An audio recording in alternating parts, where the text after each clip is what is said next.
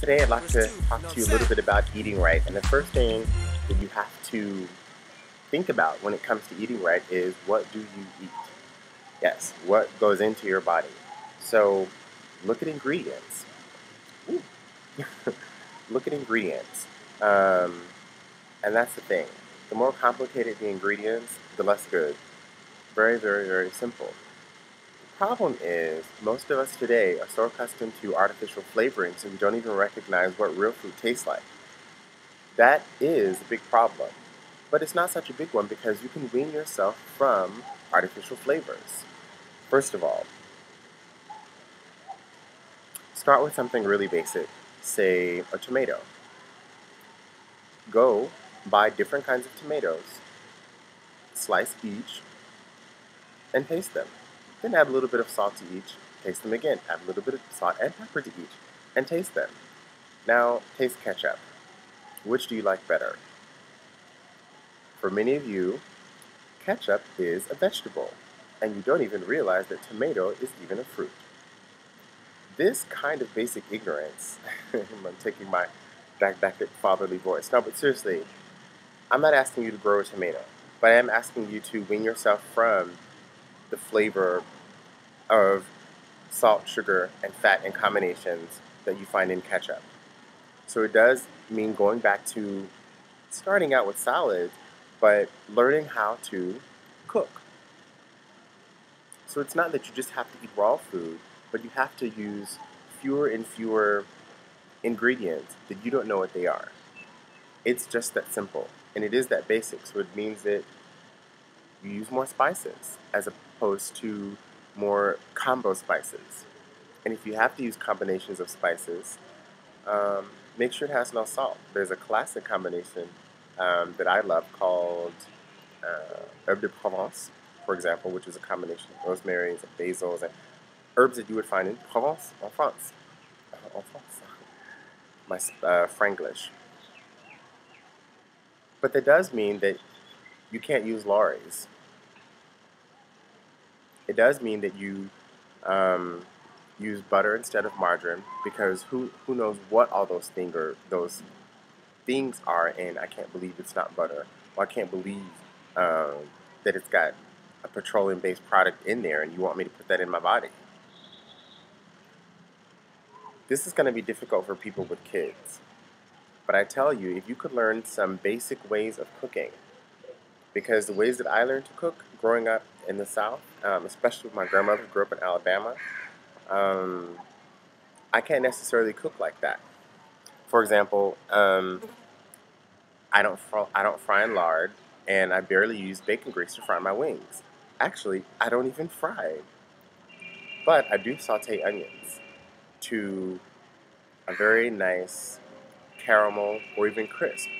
And the art of sauteing onions and the various things that you can do with them, anybody who's a professional cook will tell you, is the basis of cooking. So I've had to really relearn the basics of cooking and flavoring. And there are some people who I know who are just awesome at this. I'm not going to name any names because those people have their own lives, but they should open a restaurant. And working with food really intimidates most people.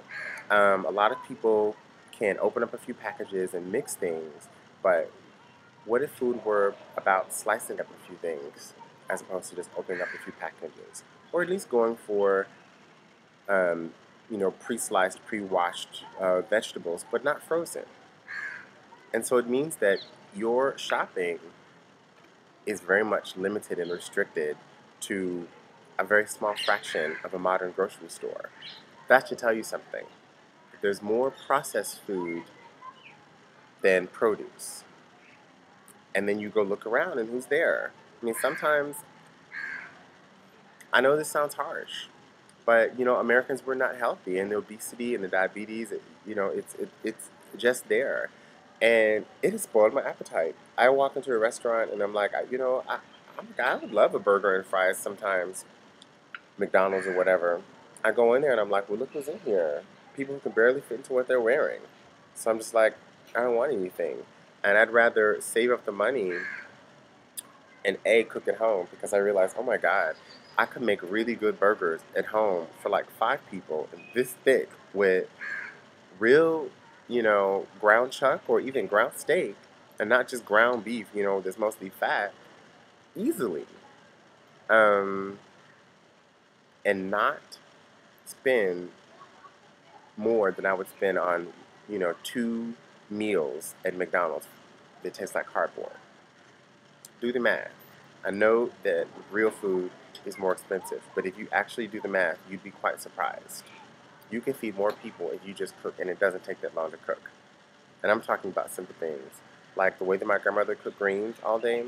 I can't cook greens all day like that, so I have another way to cook them. I saute them with onions and celery and green pepper and tomato and some herbs and spices and plenty of garlic and some ginger and blah, blah, blah, blah, blah. More akin to how people cook here in India. Have you ever had collard greens that way? Mustard, kale, mixed greens? Yes, I do like fatback. And I have an aunt who, whenever I go to her house, she gonna make some fatback greens, and she can work it out. I just can't eat it like that all the time. Yeah, that aunt is big and doesn't have a gallbladder and takes insulin by injection regularly, and I don't want to be that. So obviously I'm not trying to criticize her. I love her deeply. But let that be an example of how not to live. No, you cannot bake bacon every morning, and you don't need bacon substitute. Just don't get used to eating something else other than bacon. And to prove my point, I challenge you to the salt and sugar experiment. Use less salt. Just slightly, not a lot. And at first, it'll taste weird. Oh, it's not as good. But after day 3, you'll stop noticing. And after a week, you won't even notice that you start using less salt. So then, after a week, do it again. Use a little bit less salt. Same thing for beverages. Just got to stop drinking processed stuff. And already, I've eliminated several aisles in every major supermarket just by saying what I've said there. You can't, and by processing, I mean, if you do anything more than like, press or squeeze it, maybe add water, and I would even accept ascorbic acid as a preservative. And I'm being very careful when I talk about preservatives, like ascorbic acid. I know what that is, and it's basically vitamin C that will be good for me anyway. So if your beverage has more than that, you're drinking the wrong thing. Sorry. You got to get away from soft drinks. The diet won't cut it. Water. You need a glass of water. And if you look at the calories in the soft drinks and the sugar, and that's what my next point is, my next challenge, and I don't take this one lightly, so I know that a lot of people are not going to be able to do it, because I know that sugar is even more addictive than salt, and so is caffeine.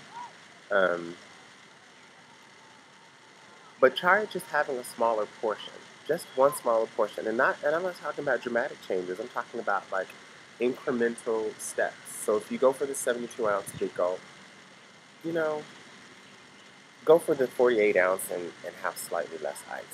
You know what I mean? And then after a couple of weeks or a couple of months, at your own pace.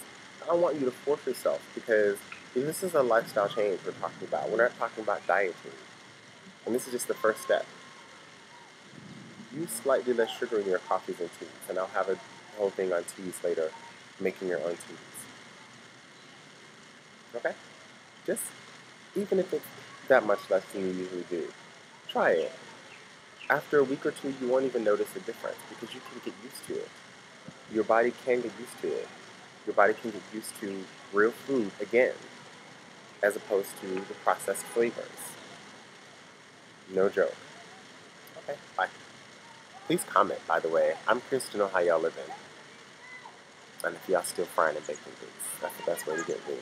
Lawry's, lemon juice, bacon grease. And Frank's hot sauce. Which means that you can only afford to do that like once or twice a month. Bye.